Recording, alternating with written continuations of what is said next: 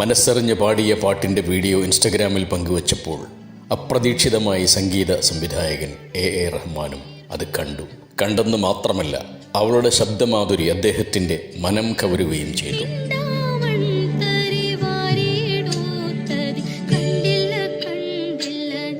റഹ്മാൻ മീരയുടെ പാട്ട് സമൂഹ മാധ്യമങ്ങളിൽ പങ്കുവച്ചതോടെ ഞൊടിയിടയിലാണ് കത്തിക്കയറിയത്. തൻ്റെ പാട്ട് റഹ്മാൻ ഷെയർ ചെയ്തത് കണ്ട് മീരയും അക്ഷരാർത്ഥത്തിൽ ഞെട്ടി. പിന്നെ വൈകിയില്ല, നാട്ടിലും മീര വൈറലാവുകയായിരുന്നു. ആടുജീവിതം ചർച്ചയാകുമ്പോൾ മീരയുടെ ശബ്ദ മാധുരിയും ചർച്ചയാവുകയായിരുന്നു. ഇപ്പോഴിതാ മുജീബ് എടപ്പാൾ നിർമ്മിച്ച് റഷീദ് കെ മൊയ്ത് സംവിധാനം ചെയ്യുന്ന ഏറ്റവും പുതിയ സിനിമയായ കനോലി തീരത്ത് എന്ന സിനിമയിലേക്ക് പിന്നണി പാടാൻ അവസരം ഒത്തുവന്നിരിക്കുകയാണ്. അതിൻ്റെ സന്തോഷത്തിലാണ് മീര.